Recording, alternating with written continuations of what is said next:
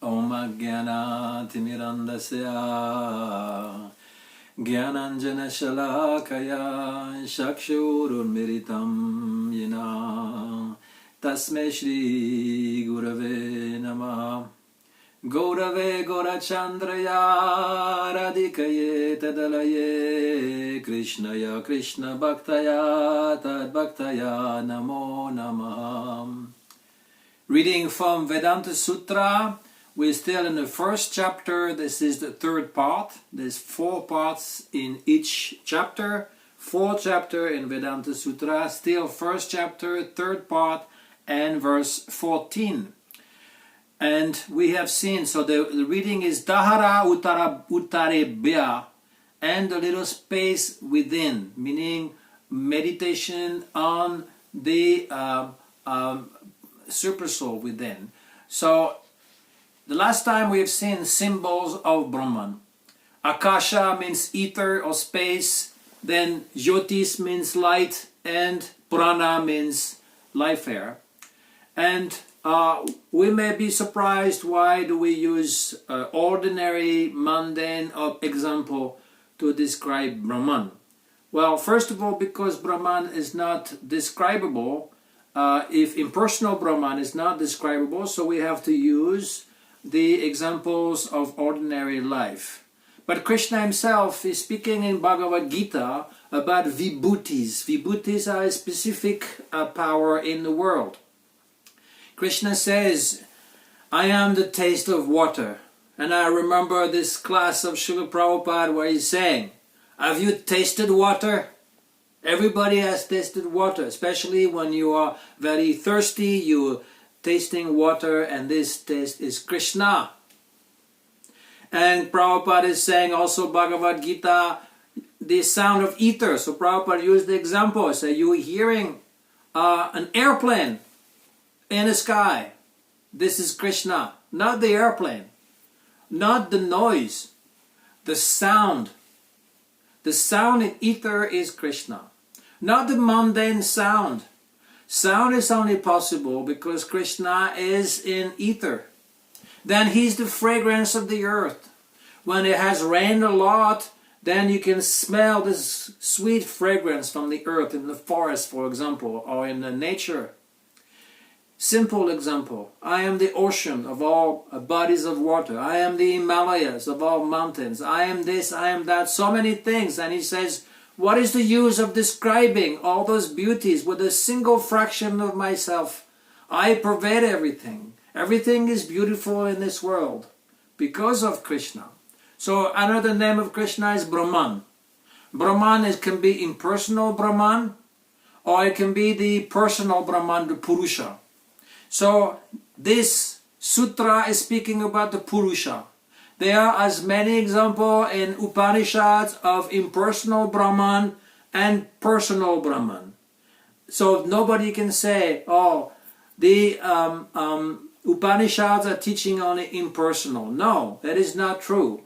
There are some Upanishad which stresses more about the Nirguna Brahma, the Brahman without any qualities, and Upanishads such as Shvetashvatara Upanishad, or the Katha Upanishad, or the Gita Upanishad, which stresses theism, that actually God is a person, Purusha.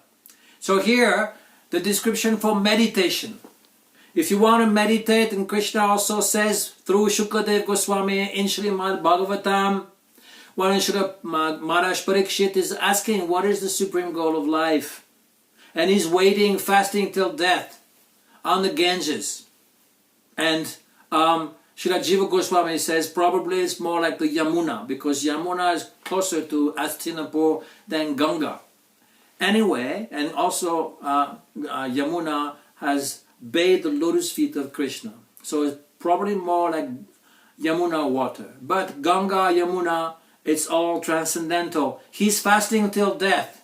And he's expecting a sage to come and tell him, answer this prior very important question, what a man has to do when he's about to die.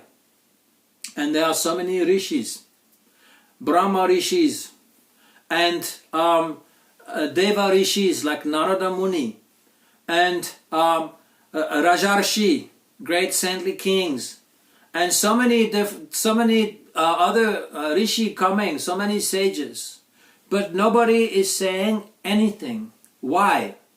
Because they're all waiting for a very special soul to manifest, and this is a symptom of Vaishnavism.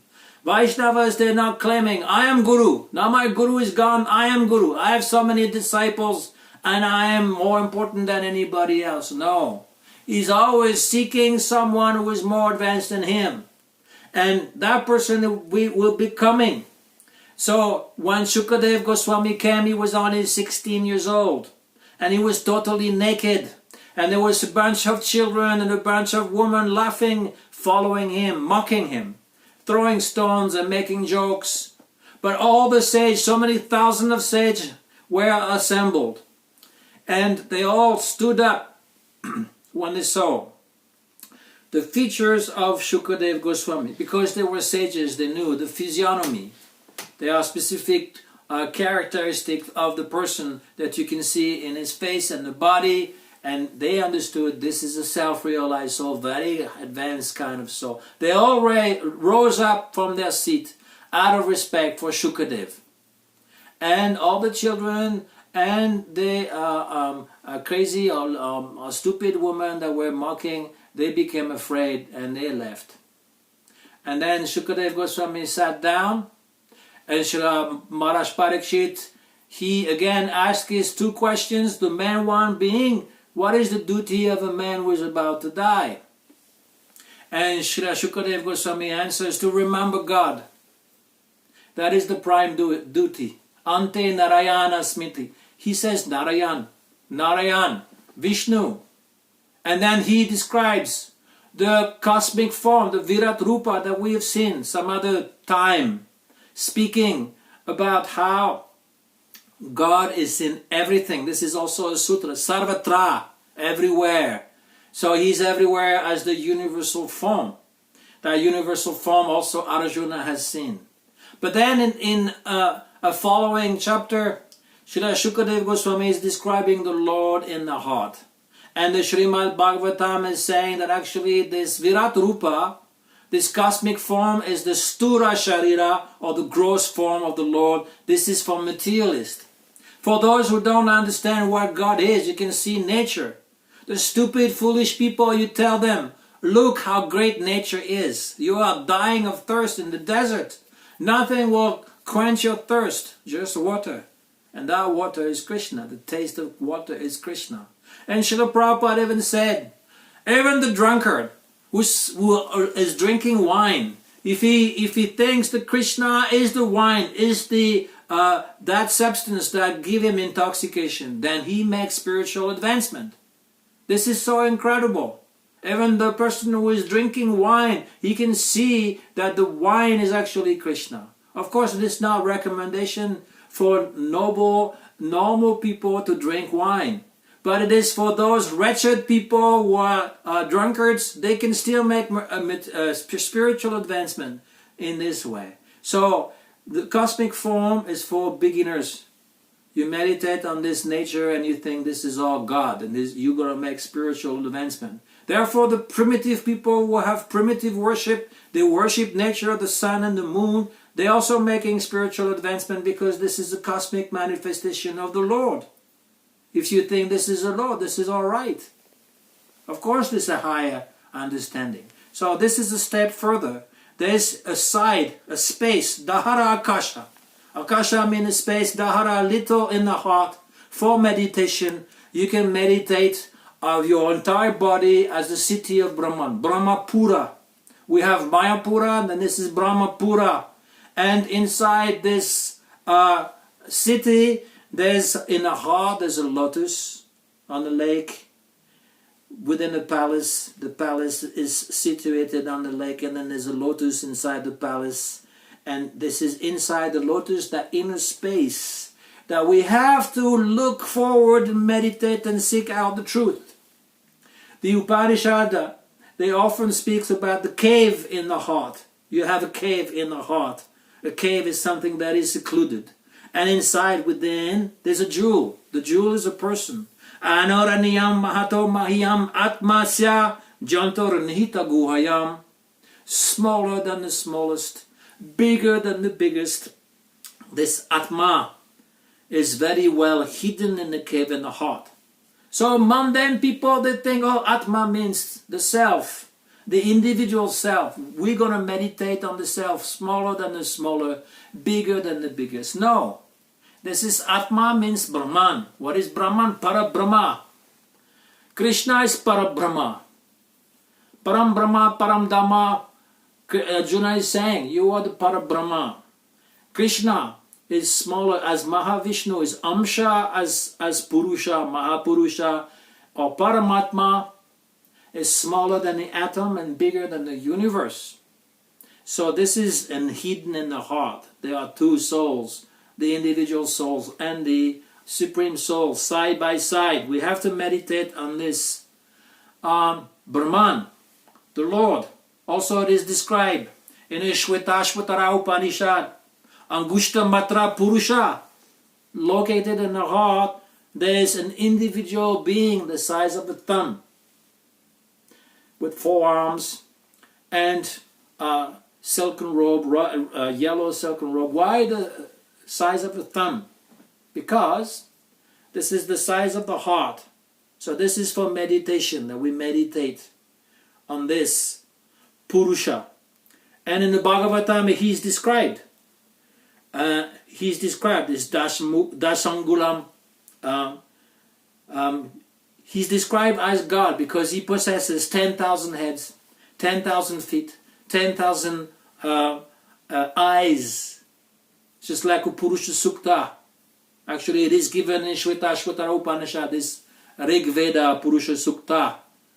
Sahasra Shirsha Sahasranam Sahasrapat. He has 1,000 of feet, 1,000 of head, 1,000 of eyes. So this is not individual beings. This is the Lord within the heart, the unique God hidden in the center of all beings. Saint Augustine, one of the great theologians in Christianity in the 4th century, he wrote in his Confession, he's speaking about God. Interior intimo meo. This is Latin. God is more inner to myself and more intimate to myself than I am to myself. This is the idea. He's more intimate to myself than I can be to myself. Also in the Quran, God is said to be closer to yourself than the neck, than the vein in your neck. Closer to yourself. So Parikshit Maharaj, when he was in the womb, he was attacked by this weapon by Ashwatthama, the Brahmanastra. He was attacked. He was about to be killed. He felt the heat. This weapon is like an atomic bomb, but it only destroyed one person, not the whole village or thousands of people. But Krishna protected him from within as Paramatma, and he saw. What that is his name? Parikshit. Ikshit means to see. Pari means everywhere. So he saw this Vishnu within the heart, and when he was born, all his life, he was looking at everybody around him. Is he this person that I've seen when I was in the womb of my mother? He was so much amazed by this little person of blue color, with 4 arms, with nice garland made of forest flowers, and he's very handsome. He has lotus-like eyes, and he has a cloth that is yellow, like the kadamba flower, and he has so many different ornaments, bracelets, and valuable jewels on his body. So we can meditate on this. It says, after meditating on Virat Rupa, then one has to meditate on the Lord in the heart. This Angushta Matram. The Bhagavatam is saying the same word. He's saying also this little Purusha in the heart. So there are negative attributes in the Vedanta Sutra. Negative attributes, for example, is Akshara. This is another sutra. We may see this another time. Akshara means the imperishable, and it cannot be represented. Avyakta, unmanifested. Achintya, inconceivable. And then the Upanishad like Brihad, Aranyaka Upanishad, Yagyavalkya Muni, he's repeating 4 times this Neti Neti Sutra. Not this, not this. Shripad Shankaracharya and Advaiti, and they said this is the meaning. That God cannot be described, Brahman cannot be described, it is Neti Neti, Na-iti, Na-iti. The contraction, it makes Neti. Na-iti means not this, not this. So, therefore, he says that all positive attributes are actually there to convey that this is not this, not this. But that is the wrong understanding. There are actually 2 kinds of description. Negative attributes to show that the Lord is beyond the senses and cannot be described adequately by words or understood by mind, or he is so vast he cannot be thought as a complete whole. And his positive attributes, he is called Sarvatra, everywhere. He is called Ishvara, the Lord. He is called Maheshwara, the Supreme Lord. He is called Vaishnavara, the heat, the fire of heat. Atta, he heats, he eats up everything. He's Jagat Karanam, the creator of the world. Antaryami, he's inside the heart. Paramatma, Bhuman the great. So many different positive attributes. So we have to understand how to read the Shastra. If we know how to read the Shastra, we will not be confused. Mayavad, an impersonalist and materialist, they read the Shastra saying there is no God, because they don't believe in God. So they say there's no God, there's just this big oneness and everybody is one. This is to their convenience. But this is not the right understanding. Everything is one, yes. But you also are an individual being, and I am an individual being, and everybody is an individual being. And God is there as the whole, as the complete one who wants relationship with these different parts and parcels. This is the meaning. So Antaryami, you meditate on me, on this little space within the heart, in the lotus of your heart. And then you can develop your bhakti, you can develop your consciousness, and ultimately you can have a relationship with that beautiful Lord within your heart. Vanchakalpa tarubhyacha kripa sindhubhya evacha patitaram pavanebhyo vaishnavebhyo namo namaha.